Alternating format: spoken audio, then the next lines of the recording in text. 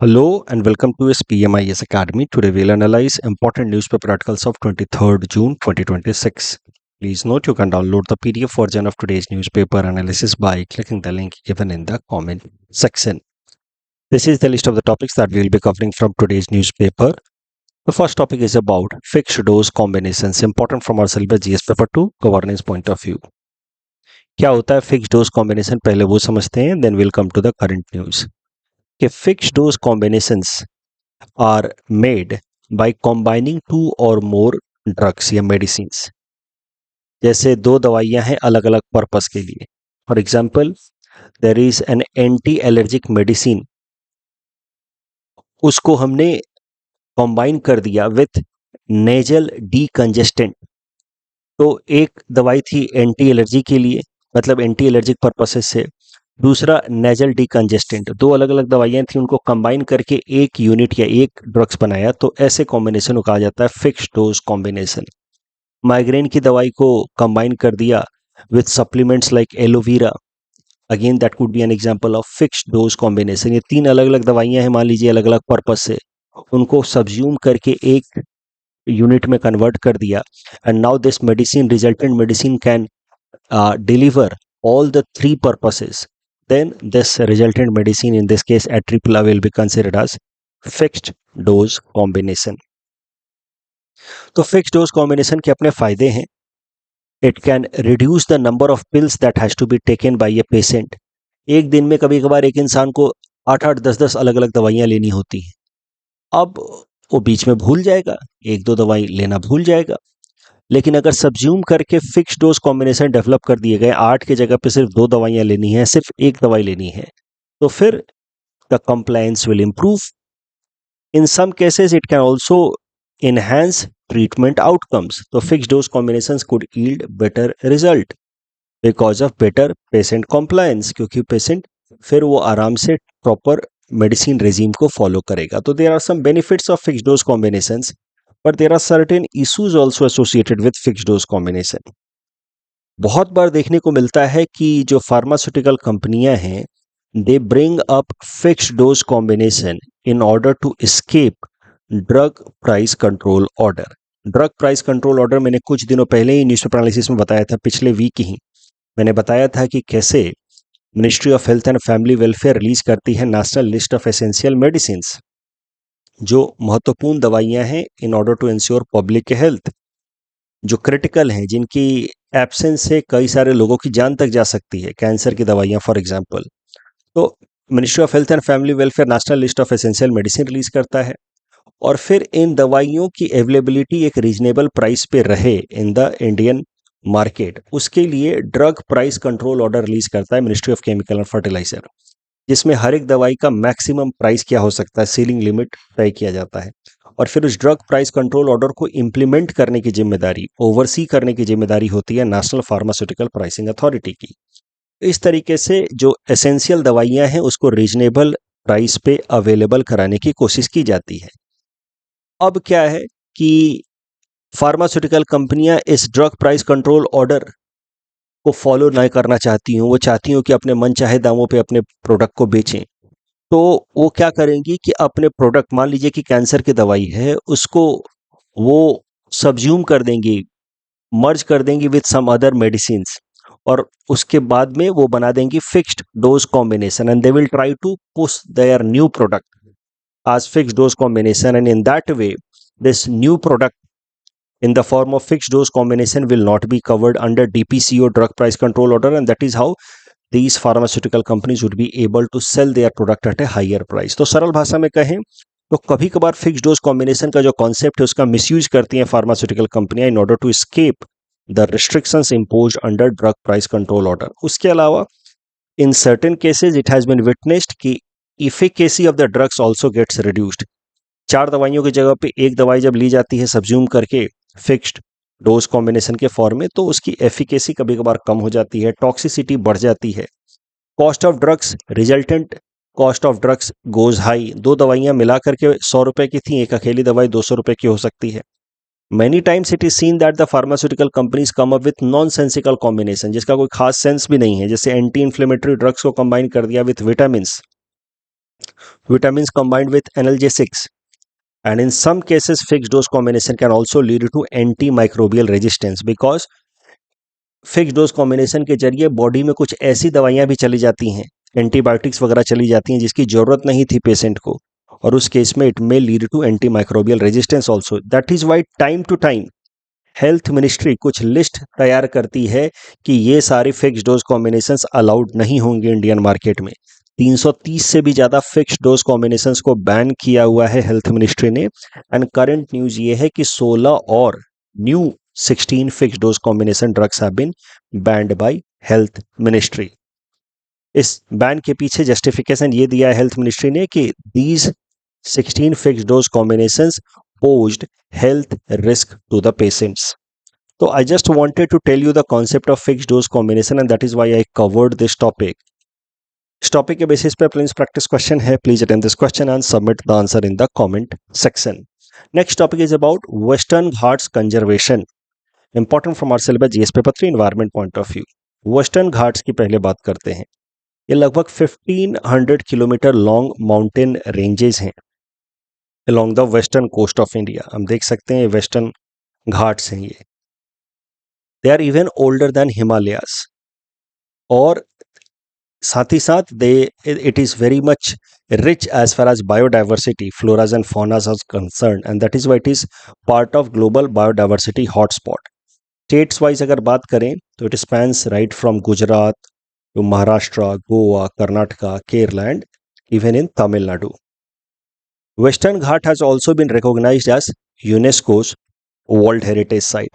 तो भारत की तरफ से 7 natural properties are included by UNESCO under its world heritage site. वो है Kaziranga national park, Keoladeo national park, Manas wildlife sanctuary, Sundarban national park, Nanda Devi, Western Ghats and great Himalayas national park. तो Western Ghats को include किया गया था under UNESCO world heritage site in 2012। एक बात आपको प्रीलिम्स पर्सपेक्टिव से ध्यान रखना है कि वैसे तो बोला जाता है कि Western Ghat is part of UNESCO's world heritage site, it is included as one unit, but that does not mean that entire Western Ghat is part of UNESCO's world heritage site. Entire Western Ghat is not part of UNESCO's world heritage site.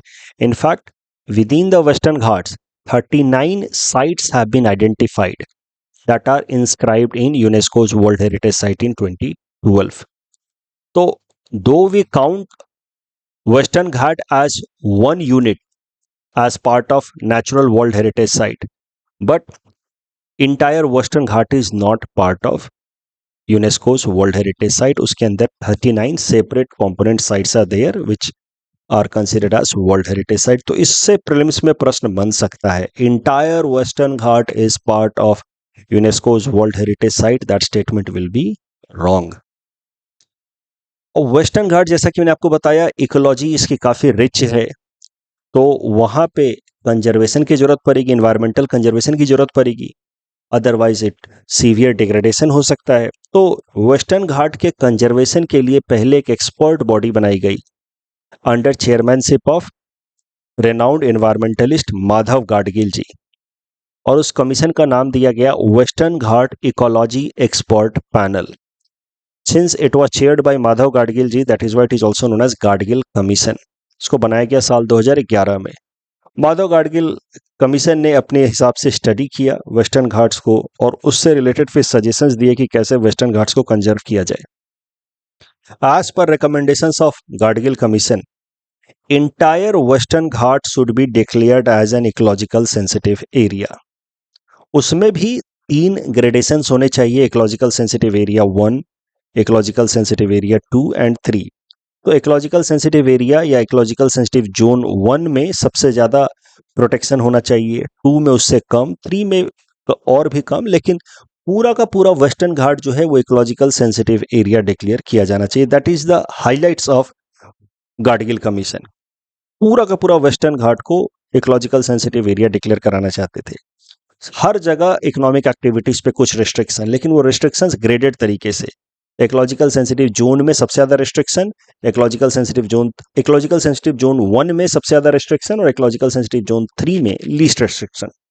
अब Madhav Gadgil commission का जब report submit हुआ तो इसको लेकर के जो 6 states हैं वेस्टर्न घाट्स वाले, इन सब ने अपोज किया। उन्होंने कहा कि इससे तो हमारे यहाँ पे इकोनॉमिक डेवलपमेंट काफ़ी हद तक सफ़र करेगा, क्योंकि तमाम economic activities right from tourism से रिलेटेड, जैसे hotels as well as mining activities, thermal power plants, ये सब बंद करना पड़ेगा। तो इससे तो हमारे यहाँ पे इकोनॉमिक प्रोग्रेस हैम्पर होगा। तो इस कारण से गाडगिल कमीशन का जो रिकमेंडेशन था, it was questioned by all the 6 states जहाँ पे वेस्टर्न घाट स्पैन होता है, और इस कारण से इसको इम्प्लीमेंट नहीं किया गया। फिर सरकार ने बाद में 2014 में एक दूसरी एक्सपर्ट बॉडी बनाई अंडर चेयरमैनशिप ऑफ के कस्तूरी रंजन जी। इसका नाम रखा गया हाई लेवल वर्किंग ग्रुप, क्योंकि मानना यह था कि गाडगिल रिपोर्ट बहुत ज़्यादा रिस्ट्रिक्टिव है, ओवर इम्फेसाइज कर रहा है on environmental conservation at the cost of economic progress. Sustainable development का मतलब होता है balance between the two, environmental conservation and economic progress के बीच में बैलेंस। और माना गया कि गाडगिल कमीशन जो है वो सस्टेनेबल डेवलपमेंट से डिफर कर रहा है, over emphasizing on environmental conservation. इस कारण से दूसरी एक्सपर्ट बॉडी बनाई गई, के कस्तूरी रंजन कमेटी। और के कस्तूरी रंजन कमेटी ने कहा कि पूरा का पूरा वेस्टर्न घाट को हमें इकोलॉजिकल सेंसिटिव एरिया डिक्लेयर करने की जरूरत नहीं है। About 37% of its area, critical area, जो ओवरऑल एब्सोल्यूट तरीके से देखा जाए तो 60,000 square kilometre area of Western Ghat should be declared as ecological sensitive area. और वहां पे activities like mining, quarrying, thermal power plants या रेड कैटेगरी इंडस्ट्रीज जैसे कि बॉक्साइट वगैरह की माइनिंग, ये सबको बैन कर दिया जाना चाहिए। तो कस्तूरी रंजन कमेटी आपको देख करके समझ आ रहा है कि ये काफ़ी वाटर्ड डाउन था, काफ़ी बैलेंस करने की कोशिश कर रहा है between economic progress and environmental development. एक तरफ गाडगिल कमीशन कहता है कि पूरा का पूरा वेस्टर्न घाट को इकोलॉजिकल सेंसिटिव एरिया डिक्लेयर कर दिया जाए, जबकि कस्तूरी रंजन कमेटी कहता है कि only 37% area, that is about 60,000 square kilometre, should be declared as ecological sensitive area. Kasturi Rangan committee ने एक और बात कही कि जो ऑन गोइंग प्रोजेक्ट्स हैं जैसे माइनिंग वगैरह के, इनको धीरे धीरे फेज आउट करना है, 5 सालों में धीरे धीरे बंद करना है, जबकि गाडगिल कमीशन ने कहा था कि इनको एट वंस स्टॉप कर दिया जाना चाहिए। तो काफी हद तक कस्तूरी रंजन कमेटी ने एक बैलेंस बनाने की कोशिश की। इसके बावजूद भी ये जो 6 स्टेट्स हैं वेस्टर्न घाट के, all of them strongly oppose the recommendation of Kasturi Rangan committee as well. कहा कि नहीं नहीं, ये भी नहीं हो सकता जी, ये काफी मुश्किल है इसको इम्प्लीमेंट करना एंड ऑल। और इस तरीके से आप देखिए, यहाँ पे मैंने दोनों के बीच में कंपैरिजन दिया है। गाडगिल कमीशन के हिसाब से, गाडगिल कमेटी के हिसाब से पूरा का पूरा वेस्टर्न घाट जो है इकोलॉजिकल सेंसिटिव एरिया डिक्लेयर कर दिया जाना चाहिए और वहाँ पे स्ट्रिक्टर कंजर्वेशन नॉर्म्स इंप्लीमेंट किए जाने चाहिए। कस्तूरी रंजन कमेटी के हिसाब से selected area should be declared as ecological sensitive area, and वहाँ पे भी बैलेंस तरीके से धीरे धीरे हमें इन्वायरमेंटल कंजर्वेशन के नॉर्म्स को इम्प्लीमेंट करने हैं। तो आप कह सकते हैं कि Gadgil committee was more conservation centric, जबकि Kasturi Rangan committee was more balanced या development friendly. Yet the recommendations of Kasturi Ranjan Committee was also not supported by the 6 states।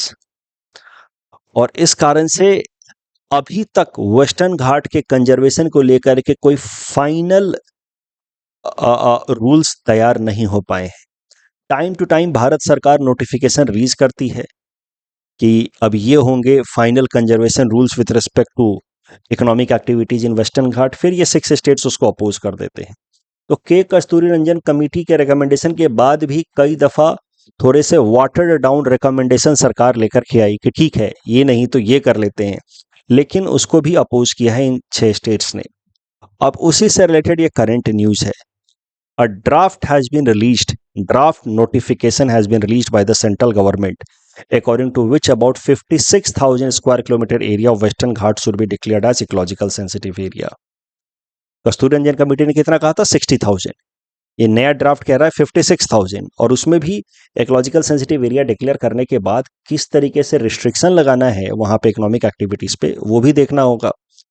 तो मोटा मोटा आप कह सकते हैं कि जो नया ड्राफ्ट रूल है वो कस्तूरी रंजन कमेटी के मुकाबले भी काफी वाटर्ड डाउन है, रिलैक्स्ड है as far as economic progress is concern.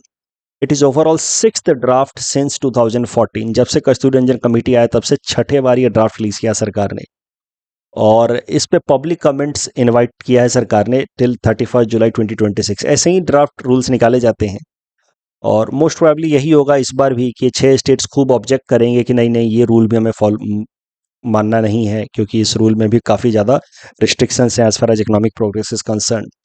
Most probably यही होगा, देखते हैं। तो this is the current development with respect to Western Ghat conservation. अभी तक कोई फाइनल रूल तय नहीं हुआ है। टाइम टू टाइम सरकार कुछ नए ड्राफ्ट रूल्स रिलीज करती है जिसको ऑब्जेक्ट कर देते हैं the 6 states of Western Ghat, because they believe a finer balance needs to be developed between environmental conservation and economic progress. इस टॉपिक के बेसिस पे प्लीज प्रैक्टिस क्वेश्चन है, please attempt this question and submit the answer in the comment section. ऐसा सवाल आपसे mains पे पूछा जा सकता है with respect to this particular topic. On the basis of discussion, you can attempt this question. If needed, you can read the hints as well in order to attempt it. Next topic is about RBI's State of Economy article. Important from our syllabus GS paper 3 Indian economy point of view. ये जो article है ये हो सकता है exam perspective से बहुत significant ना हो, लेकिन इंडियन इकोनॉमी में भी क्या कंडीशन चल रही है, क्या आने वाले चैलेंजेस हो सकते हैं, उस पर्सपेक्टिव से आपको ये आर्टिकल जरूर समझना चाहिए। तो न्यूज़ ये है कि RBI has released state of economy article. एक आर्टिकल रिलीज किया है आरबीआई ने स्टेट ऑफ इकोनॉमी। उसमें आरबीआई ने कहा है कि इस साल 2026 में साउथ वेस्ट मॉनसून काफी कमजोर हो सकता है और इस कारण से रेनफॉल कम होगी। रेनफॉल कम होगी तो फूड इन्फ्लेशन बढ़ेगा और रूरल एरिया में डिमांड घटेगा। रिजल्टेंट ये होगा कि इकोनॉमिक ग्रोथ नीचे जा सकता है इस साल। आरबीआई ने कहा कि 2026 is going to be an El Nino year. जो दुनिया के तमाम मेट्रोलॉजिकल ऑर्गेनाइजेशंस हैं, NOAA from US, world meteorological organisation या IRI, ये सब ने कहा है कि there is high chance, more than 80% possibility है कि the second half of 2026 is going to be El Nino year. उसका इम्पैक्ट भारत पे भी पड़ेगा। एल नीनो का जो फिनोमिना है, किस तरीके से होता है, क्यों होता है, वो सब मैं उम्मीद कर रहा हूँ कि आपने अपने ज्योग्राफी क्लास में पढ़ा है। एल नीनो इफेक्ट भारत में देखने को मिलेगा। इस साल बारिश जो है वो कम होगी। इनफैक्ट अभी तक ही डेटा अगर देखें तो 20 जून तक का डेटा है, the rainfall has been 46.6% below the normal. Reservoir level in India are now below normal. So this is going to be a stressful year as far as water availability is concern in India. Kharif crop production जो है वो सफर करेगा, ऐसा RBI ने कहा है। इस कारण से फूड इन्फ्लेशन देखने को मिल सकता है। रूरल एरियाज में डिमांड कम होंगे तो इस कारण से ओवरऑल इकोनॉमिक ग्रोथ भी सफर करेगा और इसी कारण से आरबीआई ने साल 2026-27 जो ऑन गोइंग ईयर है इसके लिए जो इकोनॉमिक ग्रोथ फोरकास्ट है वो 6.5% से घटा करके 6.3% कर दिया है। इस टॉपिक के बेसिस पे प्लीज प्रैक्टिस क्वेश्चन है, please attempt this question and submit the answer in the comment section. Next topic is about Kalamkari painting. Films perspective से इंपॉर्टेंट हो सकता है। देखिए अभी हमारे प्रधानमंत्री नरेंद्र मोदी जी ने फ्रांस विजिट किया, वहां पे उन्होंने फ्रेंच प्रेसिडेंट इमानुअल मैक्रोन को एक Mahabharata painting, Kalamkari Mahabharata painting gift किया। So this is a good example of cultural diplomacy. Bharat के कल्चर को प्रमोट करते हुए डिप्लोमेटिक प्रैक्टिसेस का एक बढ़िया एग्जांपल है। कलमकारी महाभारत पेंटिंग दिया प्रधानमंत्री जी ने। इस कारण से कलमकारी पेंटिंग प्रीलिम्स एग्जाम में पूछा जा सकता है। Kalamkari painting is hand painted या block printed painting on cotton textiles. ये दो अलग अलग तरीके के होते हैं। कलमकारी पेंटिंग के दो अलग अलग स्टाइल्स होते हैं। एक है Srikalahasti style, it is entirely hand painted. अच्छा, Kalamkari painting belongs to mainly the state of Andhra Pradesh, वो भी ध्यान रखिएगा। आंध्र प्रदेश में प्रैक्टिस किया जाता है। और एक स्टाइल है श्रीकाल हस्ती स्टाइल, इसमें entirely it is painted by hand. आप देखिए ये श्रीकाल हस्ती एग्जांपल है। दूसरा है मछलीपट्टनम स्टाइल। मछलीपट्टनम स्टाइल में पहले थोड़ी सी ब्लॉक प्रिंटिंग होती है, इस तरीके से आप देख रहे हैं स्क्वायर ब्लॉक वगैरह प्रिंट कर दिया गया, और फिर हैंडमेड फॉर्म से या हाथों से डिटेलिंग करते हैं जो कारीगर होते हैं। तो श्रीकाल हस्ती is free hand drawing style and Machilipatnam is block printing and hand detailing. ये दो अलग अलग स्टाइल से हैं कलमकारी पेंटिंग के। इस टॉपिक के बेसिस पे प्रीलिम्स प्रैक्टिस क्वेश्चन है, please attempt this question and submit the answer in the comment section. कल जो हमने प्रीलिम्स प्रैक्टिस क्वेश्चन लिया था उसका आंसर देख लेते हैं। हठ योग emphasises on physical postures and often is considered as preparatory stage for higher meditation. That is absolutely correct. Bhakti yoga is path of knowledge. No, this is wrong. Karma yoga involves selfless action performed without attachment to the outcome. That is true. Raj yoga primarily involves devotion and love towards personal deity. This is again wrong. ये दूसरा और चौथा आपस में interchange किया हुआ, इसलिए correct answer will be 1 and 3 only. Project nimbus से रिलेटेड तीनों स्टेटमेंट सही हैं. Black tigers are separate subspecies of tiger. This is wrong. They are not separate subspecies of tiger. They are pseudo-melanistic. This is correct. And Simply Paul Tiger Reserve is known for occurrence of black tigers. Second and third statements are correct. Biochar से related चौथा statement सीधा सीधा गलत है. The application of biochar universally increases crop yield regardless of soil type. This is wrong. This is not possible. So चौथा statement गलत होते ही आपको सही जवाब मिल जाता है 2 and 3 only. That's all from our side for today. Thanks for watching.